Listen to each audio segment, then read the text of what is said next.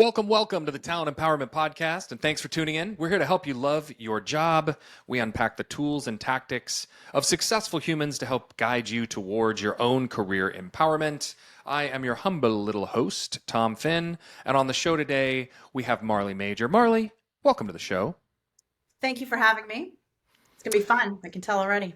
Oh my goodness, wait for this show, everybody. This is going to be an absolute riot. If you don't know Marley Major, she is the CEO of The Party Goddess, a nationally acclaimed full service event planning and catering company. She is known for creating the most talked about parties of the year for a client list ranging from top tier businesses to A-list celebrities such as Snoop Dogg, that is the D-O-double-G, Sofia Vergara, and of course, Britney Spears. As the party goddess, Marley is also quickly establishing herself as one of the best resources for small business owners and entrepreneurs out there. She's the author of But Are You Making Any Money? A witty business guide praised by Forbes as a great how-to book for any entrepreneur. We will absolutely get into the book. We will get into all things entrepreneurship and leadership and all the good things, but I'm not going a step further without asking about the Snoop D-O-double-G and Britney Spears. Now, who throws a better party, Snoop or Britney?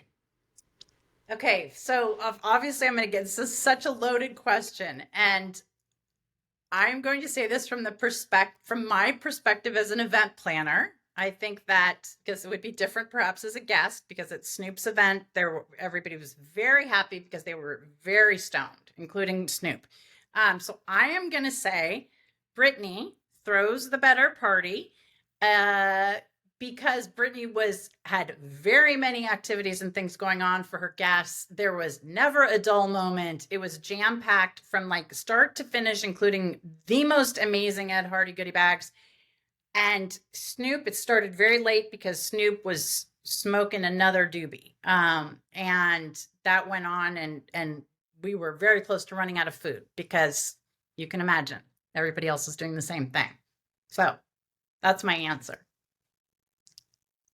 I don't know. I'm going to get in probably very... Yeah, people at the Snoop Dogg party had a case of the munchies. Exactly. That's the whole thing. So Yeah, as a for planner, sure. Like you and I were talking ahead of time, so you're probably kind of getting a feel for the fact that like as planners, I am such a planner, right? And so many, like I have a plan A, B, C, D, and then I say, I have my G plan, which is like, God, sometimes it just feels like that's the only thing that's going to help the situation.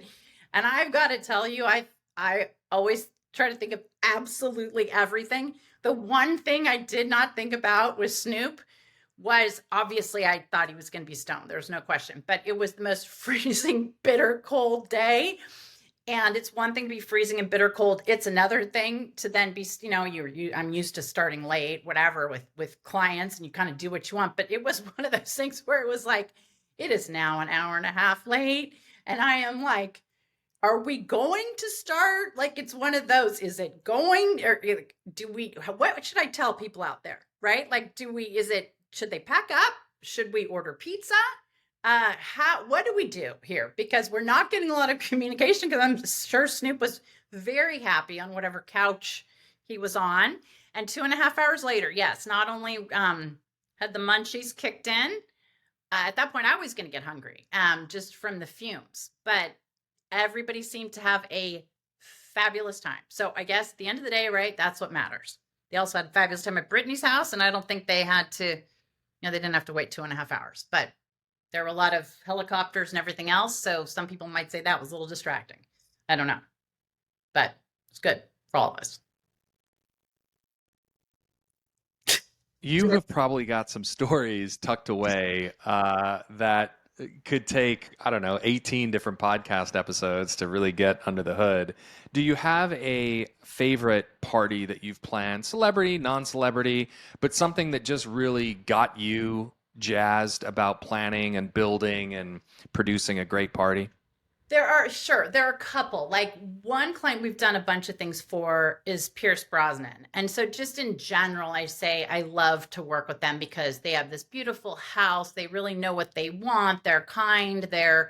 They always have interesting guests. There's just so many layers of it, right? That it's just, and you can tell the guests are so happy to be there, and it's just friends and it's magic. So that's like one thing. the when we did the opening of the Hollywood Bowl, that was magic for me because it was earlier in my career. It was the day before. It was a very intense setup because it was very hot. There's a huge committee for that plans the Hollywood Bowl, so it isn't like you have one person that's your go-to. You have a lot of people that have to be pleased with what you're up to. And so it's very, very intense, and you're constant, things are changing quickly. And it's like, hey, you're going to change because it's the opening of the Hollywood Bowl. You're going to do whatever they want. But I remember the day before, Stevie Wonder he was going to be, opening. And I remember the day before, and it was like there was nobody really in the bowls, just like all of our workers and stuff. And we were kind of just getting ready. And I remember he was just rehearsing, and he was saying, like, I just called to say I love you and all. And I was like, oh my gosh. And here I am sitting in the seats. You're so tired and you're so dirty. And I was like, I don't even care. Like, this is what it's all about. Like, this is magic. And so that was a super huge highlight. But then really the one that came to mind that I could probably talk about forever is a job we did for some who are now very dear friends of mine, but started out as clients, I don't know, 20 years ago or something. And they just did a 60th birthday party, and they're like the youngest looking 60. I mean, they look 42, and plastic surgery isn't involved. That's just them. But they are into horses, and they, ride polo. He rides polo and she's dressage. And I love the horse community in general because I just find they are just cool, fun people. And they had their 60th party. So they both turned 60 the same year. And we did it in Palm Springs. And it's always this thing like, they collect art and they're creative and they're very cool and they travel a ton. So that's a very tough client to first. Both of them are clients, right? Like, they're both my friends, but they're married. So obviously, he's got kind of one thing, she's got some other things, and a lot of it's aligned. And so it was like, I'm always trying to knock their socks off. Like, I'm always trying to knock everybody's socks off, but still with them, it's like they know the difference. You know what I mean? I mean, they're not just like nouveau riche, not that there's anything wrong with that, but they travel and they know what the coolest food is, and they know what the service style and should all be. So it sets a really high bar, which I love because it gets me really in my head and thinking about it. And then one of the things I remember is they have their place. They have a house in Palm Springs that's part of this community, and it was Walt Disney's original house. So I'm always trying to find some point, like some through line, like some jumping off point that I can take as a through line. And oh, by the way, the guests often have no idea that through line exists. They would never find it or anything else, but it's just like me, kind of what drives me through the whole process. And so I had this thing about Walt Disney Town, and then I was like, well, we're not going to do Disney. That was too obvious. But because it's the Walt Disney house and it's very mid-century modern, and they had redone it, they had all of these, not all, but they had a lot of large shag, I guess you call them portraits, paintings, illustrations, whatever the appropriate term is. And Shag is this amazing mid-century modern artist who just is fabulous colors, really rich colors, very rich characters, always has like a couple animals in it. So there's always like, a crocodile sitting there about to have a cocktail with the guests. You know what I mean? There are always people with like lampshades on their heads. It's just fabulous. And so I said, hey, listen, what about if we make the theme of the party 3 shag, let's just call them illustrations, 3 shag or paintings that come to life. So the party is going to be divided into 3 spaces, but that are each 3 different shag paintings. And that atmosphere, it's all going to be self-contained, but cohesive in one big party. So it's like, we're going to have the painting, and then this one is going to be, it's mostly green and blues, and this one had a ton of plants. It was like very kind of jungle-like. And we had another one that was like modeled after the Kit Kat Club. That's one of the clubs in his painting. It was all like reds and zebra tablecloths, and that's where the band was. And they had a secret. And then Pete Yorn, I don't know if you guys know that, but who that is, but the they've wanted to have Pete Yorn play a private concert for them for forever, and all these years it didn't work out. So he was going to be a surprise, and how cool to have him play at the Kit Kat Club. And then we had the giant like cat that Shag is really well known for. It was like 10 feet tall, kind of lit from behind, so it felt totally like Monte Carlo. And we had what is it called? Like casino tables and everything. So it was like you could experience three different parties. You could experience this kind of jungle thing. You could, which was total like lounges, and had high pile astroturf couches. And if you've never sat on a high pile astroturf couch, you are desperately missing something fabulous. And then we had another one, and it was just totally different. But they had like one of his paintings has this Randy's Donuts thing, right? And so it was like, let's just make this dessert. It's all about Randy's Donuts, you know? So it's this big donut dessert station, which is hilarious because these people haven't had sugar since like 1989. And here we have this whole thing is like frosted donuts in your face.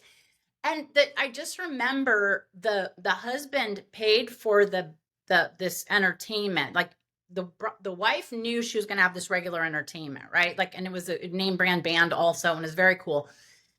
But she didn't know because he had said, no, we can't do Pete this year, blah, blah, blah, blah, blah. And I said, for the record, I do not like lying to my friend. And he's like, it's for a good cause. So here I am like hiding all the sound checks and all this thing from her. And then the moment she saw him get on the stage, she just like looked at me and just like started to cry. And I was like, she was like, oh my God, like you did it, you know? And it was, did I do it? Yeah, I didn't pay the bill. I mean, you know, the husband had to, but it was like, she just knew how much I wanted to deliver that to her so badly. But, you know, and then she was just like in heaven. And then he was in heaven, and we practically had to take him out of retirement. And his agent was like, I don't know. And the only reason we got him was because I had the connection to the agent. And I was like, I promise you, these are going to be the coolest people. Like, he's going to love this. It's going to motivate him. And it just was magic. Like, if you've ever seen magic happen, it was like watching like just this whole amazing kaleidoscope of magic, instead of like the opposite, you know, when you see like, you're like, oh, I was watching a train wreck happen in slow motion. This was the exact opposite in like the best way. And she left me a message the next day, even though we're all staying on the compound thing and whatever. And she was just like crying again. She's like, I just can't stop crying. And I know, you know, as I'm not crying like bad tears. She said, I just can't even believe. And so that at the end of the day, that is like why I do what I do. Because, you know, you can say, listen, well, you're not a brain surgeon, you're not curing cancer, you're not whatever. And that is correct. But for 4 hours, I can control a lot of people's moods. And everybody comes to these parties in a totally different state, right? I mean, some of them might have just lost their mother, somebody might have a sick kid, somebody might have just gotten fired. You know, so they all come with whatever baggage they've got. And it's kind of like my job to just be like, I get it, but we're all dropping the suitcases at the door. And like, just join the ride. While you're here, just be on my ride. And everybody got it. Like they knew how happy she was. And then it goes, I mean, now we can get into this whole philosophical thing about like, you know, the magic of having the right friends and not having negative people and whatever, because they genuinely, I mean, they could have been very, very, very jealous of her. And none of them were. They were just so happy to see another human being so happy. Maybe it was partially too after the pandemic and all that stuff. We've all been through a lot, but it was magic. So overall, I have to say that's like from hitting every level, that's probably the one. Man, I want to go to one of your parties. I mean, now I'm just itching. I'm jumping out of my chair right now trying to figure out how I can get invited to one of these shindigs. Send me an email and say, and I will. Get me on the list. the Okay, let the thing is that I guess kind of the message is, which I've listened to your other podcasts before, and other people have said it in different ways, and maybe my through line kind of is, when you do what you love for the right reasons. Do I do it for money? Of course, I have to pay my mortgage. But when yep. you do what you genuinely are good at and what you genuinely love and what you genuinely want to keep improving at, and you want to, as much as you can, make somebody else happy, or get whatever it is, even if it's a company launch party, where you just, whatever they're trying to tap, when you can tap and hit the right channel and those laser beams connect, that's when you're doing the right thing. And so it's nice to have picked a career that I genuinely can do that, but I obviously do it very much in my own way. I mean, let's face it, there are how many billions of event planners out there, right? And people are like, oh, are you do you worry about, I mean, in the old days, of course you worry about getting clients and stuff, but now I'm kind of like, not really, because, and by the way, I charge a lot. And I used to be very afraid of that and all that, but I'm like, so much goes into it. And my attitude now is like, dude, I'm good. I know I'm good enough. I know I'm like, I'm just going to get paid what I should be paid. And if it's not a match, it's not a match, peace out. But if maybe somebody could take away from this, if you don't feel that connection, and I'm not saying that I feel that connection every day by any stretch of the imagination, but if it's been a while since you felt that like connection, like I really love this, or this is why I'm doing what I'm doing, that is a good time to sort of start journaling and figuring out, is there something else? Or maybe there isn't something else, but maybe it's just something like, what how to get here? Like, like something's wrong. Like, how do I get back to doing baking cupcakes or whatever it is, the reason I started my business in the first place, and tap into that, because we all need kind of reminders that this shouldn't be such a sludgy affair. You're going to have, there's plenty of stuff in business that does take grit and does take so much hard work, but you should have some really light, like amazing moments where you just go, yes, like I get it. I get the point now. So that's philosophy 101. You didn't ask for, but there you go. Yeah, well said. It feels like we're going to the sophomore class of philosophy in today's podcast. But here's the silver lining, Marley. You're talking about the end point. The end Right. point for you is the party that's been planned and executed well. Right. It's the happiness and the joy, and as you said, the lasers connecting Mm-hmm. so that we find that magic moment for others in Mm-hmm. a shared environment where we can drop our luggage at the front door Yeah. and we can really be present with other humans. That's the Magically end well point. said. Never would have thought of that. Never would have. Yeah, amazing. That's it. Wrap it up. But Thank you. Check. there's a but here, my friend. Here's the but. Always What is. we haven't talked about is the path to get there, the Right. planning, the budgeting, the building of a turf couch, Yeah. the designing of furniture, artwork, building sets and stages, and all of the homework that has to go in Right. to pull off an A class Right. private jet kind of party. Right. Um, Talk to me about sort of the inner workings of the business and how you manage all of that. Sure. So that's a great thing to bring up, because especially in this social media day, right? It all feels like it's just one big Instagram pink Barbie moment, which it definitely is not in any way, shape, or form. But you know how, like, there's a thing for, like, with computers or with data analysis, and they say garbage in is garbage out, right? Like, if you don't feed it good Yep. information, you're not going to get good analysis out of it. Well, I kind of liken it to, like, if you have a macrocosm, right, of something, and it's like, here's your big picture, which is the end party looking amazing. Okay. All the little chunks that make up that all the little microcosms, for the most part, have to have good components in them, right? They're going to have bad components, of course, naturally, but the sum of the parts has to be good parts. So what that weird way of what I'm trying to say is, you're correct. There is the building of the turf couch, and there is the budgeting and the logistics, and there is but that's what I mean is, when you take all those buckets that make up the piece, you've got to be able to find some joy, enough joy in that process so that it doesn't taint the outcome. And I'm not sure if that makes sense, but what I mean is, so would I love stapling the turf to the couch and fitting it very tightly and making it so that, somebody's not going to catch their shoe on it or whatever? Not particularly. Maybe I'd like the stapling part if I'm having a very bad day. I'd freaking, nothing would get in and out of that couch.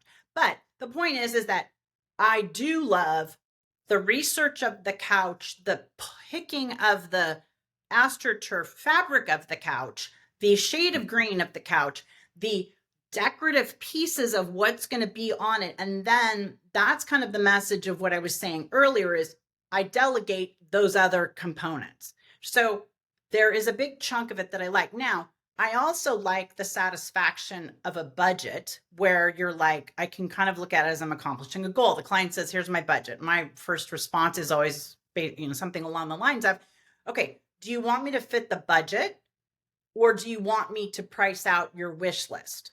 Because they're going to be two different things no matter what. Nobody's ever going to say to me, listen, and I have $100,000 and they just gave me a list of $100,000 worth of things they want. No, they have $100,000 and they just gave me a $1,200,000 list of stuff they want. So they, whatever, they answer the question. And then for me, I find the piece that I thrive on, which is the challenge of, okay, I've got to get these components massaged into here. And so what I can do then is say, okay, if they say, listen, I want this to be $100,000 budget, I can say, great. So I'm going to give them that. And then I'm going to say, in case you want to expand upon this piece, here's some other options. You're going to go over your budget. I can cut some of this over here, but I find something in each component that I like. Do I like typing the budgets? Absolutely not. Do I like calling for the pricing of the budgets? Hate it.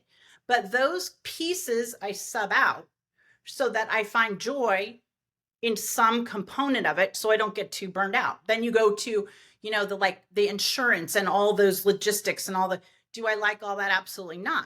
But I do very much like the feeling of knowing I'm in control as much as I can be. And then I have, this venue needs this amount of insurance, and, I do like to be able to like boom, boom, boom, boom, boom. Now, that takes a lot of experience to get to that point, right? Because so many of us don't spend time. We work. It's like the whole classic Michael Gerber E-Myth Revisited thing. We don't spend that much time working on our businesses or working, the whole thing, like how you working on your business versus working in your business. We spend our time working in the business, and you have to spend the time working on it, which is the piece of, I know I don't like making phone calls and doing research and all this other stuff, but that doesn't mean that I now have to do, like, I have to delegate all of it, because that's what an entrepreneur says, right? They go, oh but I can't delegate all that. And you're like, whoa, whoa, whoa. This is a 10-step process, right? Could you delegate 6 of those pieces and somebody comes to you and then you review it, analyze it, put your rubber stamp on it. And it's usually maybe, or, okay, hey, 4. But then I'm like, listen, you guys, you made 40%. You just offloaded your plate. That's huge. So if you can start just non-emotionally working on your business, not when the proposal is due, not when the phone is ringing off the hook, not when you have 500 unread emails, but when you can just take a step back and take the discipline and say, wait a minute, I gotta regroup here because I'm burned out too many days. There are too many parts of this that I'm now not enjoying. Now I hate couches completely and think AstroTurf is the dumbest thing ever. You know what I mean? So when you can't find something in each of the pieces, that's the time to regroup. But that's also playing the long game as an entrepreneur and saying, what's working and what's not working. It's like being a football coach or being anything else. Like what are we doing right? What are we doing wrong? And like, what do we need to course correct, and how fast do we need to course correct? So, first, I agree with everything you just said.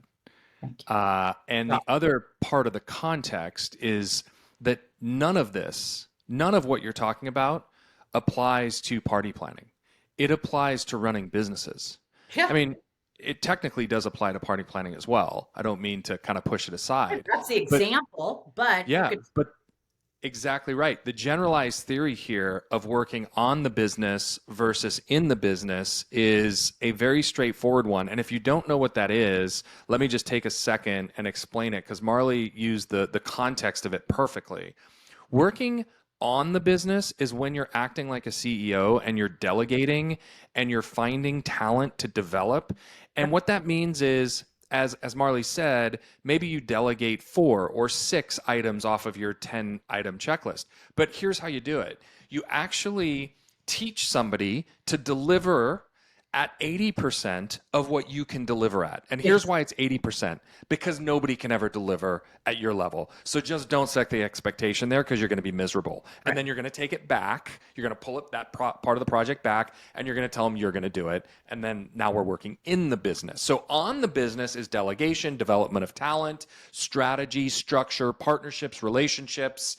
That's on the business. Now, in the business is where we all start, right, Marley? We all Oh, start in the yes. business. Nobody goes into business thinking, I would like to be strategizing about my insurance and my employees' 401k. No, we Yeah. picked business because you like to do podcasts.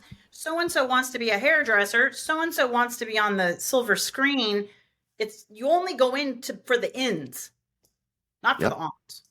So in the business means that you are doing the job, whatever the job is. In Marley's case, it might have been building a chair or Mm-hmm. putting paint on a table that needed to be a different color early stage in her business. Mm-hmm. For software companies, it's working hand in hand with the developers or building the marketing strategy or, quite frankly, making the sales calls. All Mm-hmm. of those things are in the business, and you can kind of think through what that would look like in your industry and your particular zone. So on the business is when you're up a little bit higher in terms of your thinking, your parameters, you're looking towards the future. It's so important what you brought up. I just wanted to make sure that it was kind of stapled right Thank you. in. And you gave me one other piece though to kind of highlight is that it can also go too far. I think most of us have the tendency to be working in our business and have our heads down, and then we just feel like we don't have 1 second to work on the business, and that definitely takes some discipline. But the other trap, that granted it's not as likely to happen, but it is still a trap, is this piece of working only on the business, right? Because then effectively a lot of us don't go into business to just be the CEO, right? We might start liking to do that more, but that's usually its own kind of thing. So if what I find is if I get too far removed from, like, if everything is just delegated and I'm just like signing off on budgets that somebody else typed and signing off on proposals that somebody else typed, and I'm not the one putting the photos into the vision board, not the one that I need to be doing that. But if I find where I'm like, wow, I didn't even come up with those inspirational photos, like I am really now disconnected, that's when you kind of have to check yourself. Now, hey, listen, you might have the realization that you're an amazing CEO. Well, God bless, that's awesome, because then those are the people who build companies and then sell companies and build, take another one and turn it around, or all those things. That's its own set. But you've really got to be paying attention to, like, still what is making your heart sing. And if you start going, gosh, I used to love my business and I don't anymore, what I found is sometimes I just realize I am like, whoa, I have gotten way too far from the spray paint. Now, that doesn't mean I need to spray paint 5 days a week. I'd go crazy. But it means that if I don't have that flexibility in that room to, like, get in there with my coveralls and get dirty and go to the flower market, like I did in the old days at 6 in the morning or 5 in the morning, and really be like, wow, I can look at a flower book, I can look at what's in season, I can look at online, but if there's something just totally different about just going there and having a very strong cappuccino and just being surrounded by these glorious colors, that's what I used to always love. So sometimes it's like you got to just be like, I got to go back to the flower market, which is absolutely something that could get delegated, but sometimes you need to undelegate to connect back to what the point of what you're doing is. I couldn't agree more. I mean, look, you've got to work in the business enough that you still command the respect of the troops also. Yes. If you sit in your ivory tower Mm. and start doling out doses of you do this and you do that, trust me, you are going to lose the troops real quick. And it happens all Oh, the time. it happened. CEOs Yeah. CEOs get to a point, they make a certain amount of money, or they hit a certain client number, or they start believing their own press clippings, Yeah. and the old adage of arrogance kind of sets in, and you forget what got you there. And so what Marley's saying is, don't forget that you need to be a part of the process to make sure you still understand it, to make sure that you're still sharp, right? You don't want to lose your edge. You don't want to lose what got you there. So you have to kind of come down and work in the business at appropriate times for an appropriate period, and then go back up and Well, work, focus on the strategy. and part of that too is really being in like the bay of where the phones are ringing, and not like, oh, like trying to eavesdrop, but like listening to the calls that are coming in and how the staff is talking to the vendors, or how the staff is talking to the customers, or is there kind of constant tension? Does it seem like we're constantly behind? Are people asking for money? Or like, you have to just kind of be in the weeds a bit, just sort of like, so that your spidey sense goes off, when it needs to go off. And the thing that I found too is that the employees that have been with you for a million years, that's one thing. They don't forget that I know how to load the truck, and I can load a truck anytime, Yep. longer, faster than, and bury everybody, right? But the ones that haven't been around as long, and maybe they've been around a year or something. Maybe what they quote know of me is me being in and out more and not seeing me load the truck. Well, let me tell you, like, we had this project we were doing where we were trying to build this thing with wire and rocks, and it had to get welded and have X amount of support, and nobody could freaking get it. And I just was like, fricker, man. So I was like, okay. So I got a guy who could weld. I got the welding gear. I'm like, we are going to flipping weld this together, MFR. And I am like, what is so difficult, and that happens a couple times where you're like it happened a few months ago. We were getting ready for a photo shoot, and that team, they were just not, I don't know if they weren't getting the vision. I don't know if they thought that I like, for sure she's not going to really want it this way. I don't know. But I was like, I had it. I was in like full hair and makeup too. And I was like, put my coveralls on. It was night. I got the spray paint out. I'm like, this is what I mean. And it was like, bam. I mean, everybody came to life. They were like, oh, this girl will get dirty. I was like, oh yeah. And then one of them had to leave. It was the end of the day. I said, oh, you go. They're like, well, do you want us to clean up? I said, we're not cleaning up because we're not done. You can go, no worries. But I got to get this done. So you show that kind of grit, and people wake up very fast and realize, wow, I'm either going to do this and like doing it, or she's going to do it and find somebody else to be happy and fast loading the trucks, and it's just important that they know, yeah, you didn't just imagine like, poof, I'm here.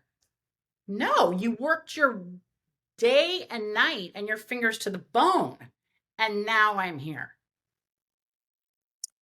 What do you love about being an entrepreneur? I love the idea generation. I love the challenge. I love the freedom. Now, a lot of people think, oh, but you have to work so much. But to me, freedom is, I don't even care. I don't care if you have to work a billion hours. It's the freedom to work when you want, how you want, on what you want. I love the possibilities. I love that you have so much control over, like, as an entrepreneur, I can see somebody who's been who's like the quote lowest person on the totem pole, who's having trouble paying their rent, who's whatever. And I can just be like, today I'm buying everybody lunch, and today here's $100. I don't tell everybody else that person got, but it's like, you can change things fast, right? You can like watch somebody develop into be really good at something they never knew they could be good at. Like you can genuinely give people confidence. They've earned it, of course, as they go, but I love the freedom to do that. I love the freedom to say, we're not, corporate America with half day Fridays. It's like, F that. Today we need to not work Fridays. We are tired. Everybody's cranky. Everybody's like, you guys go home. See you Monday. No, I'm not mad. It's just everybody. So I like that. I like to be able to read the tea leaves and sort of pick up on stuff and then just go, nope, we're out. This is not working. And nobody can tell me not to. That I love. I mean, the only people that can kind of in a little bit of the way tell you is, your bankers, as long as you have mortgages or owe money to somebody.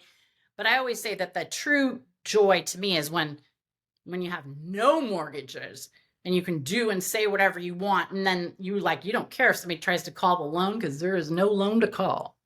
So Pay down your debts quickly, yeah, exactly. Because says Marley. Then you're a different force to be reckoned with. I'll tell you. So we've only got a couple minutes left here, but I want to touch on your book. And you wrote a book. You didn't have to.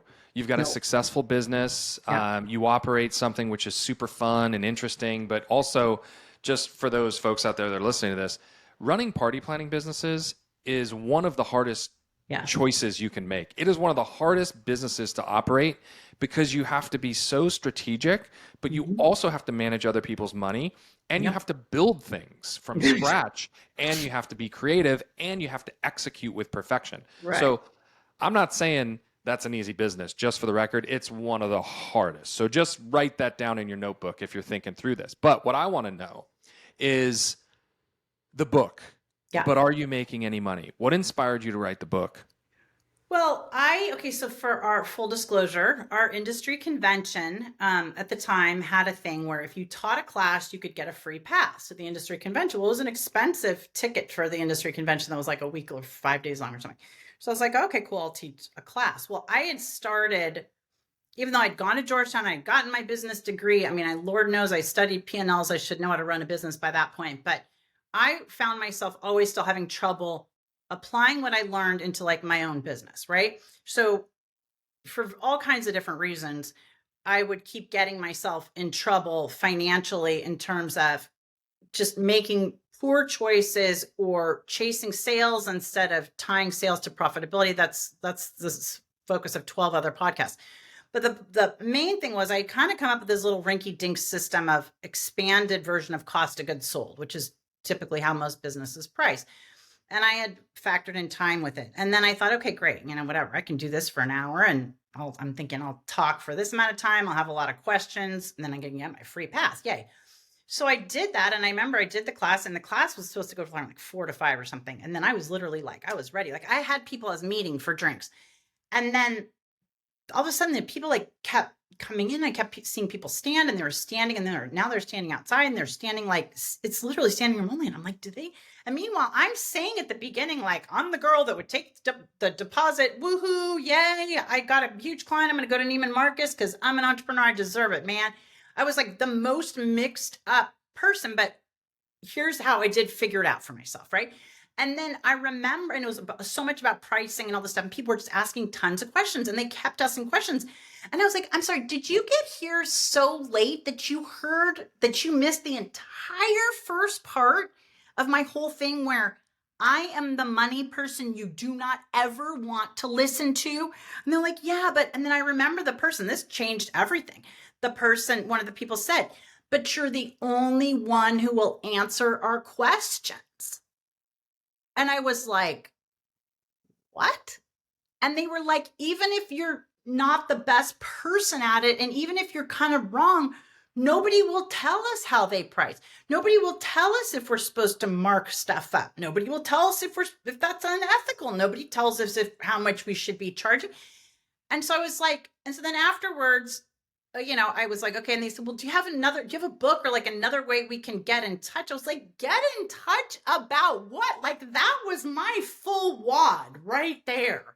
And thank goodness people ask questions, And then I was like, and people just kept following up and following up. So then I was like, okay. So I was like, okay, I put this thing together. Well, it's amazing how when you out yourself as like, yeah, I had all the education in the freaking world. I still couldn't figure it out, right? I had all the support. I had all the whatever. I still couldn't figure it out. And then somehow people were like, wow, if that nincompoop can do it, for sure there's hope.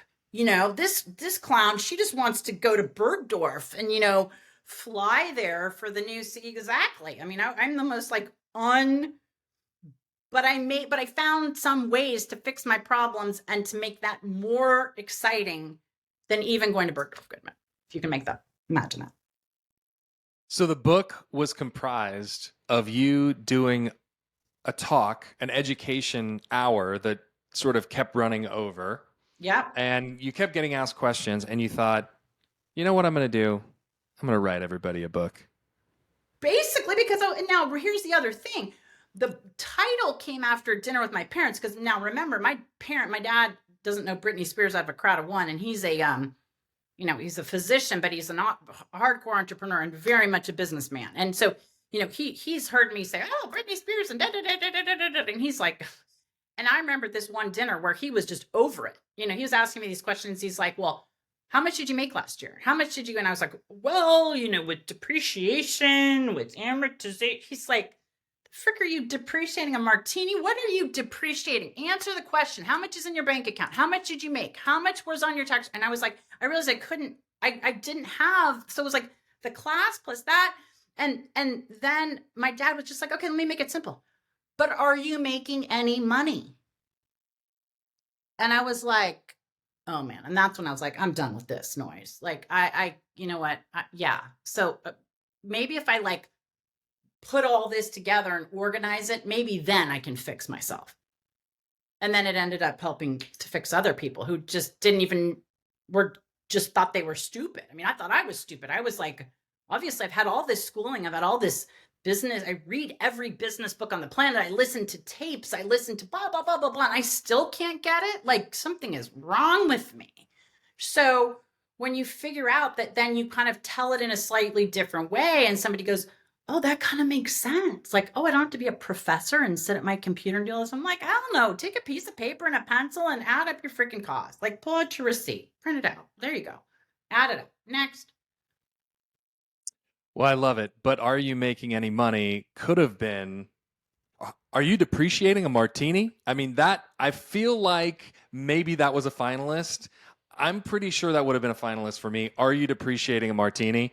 Or how do you depreciate a martini if you want to go the catch me if you can approach? Exactly right. I have so many visual moments when I hear that.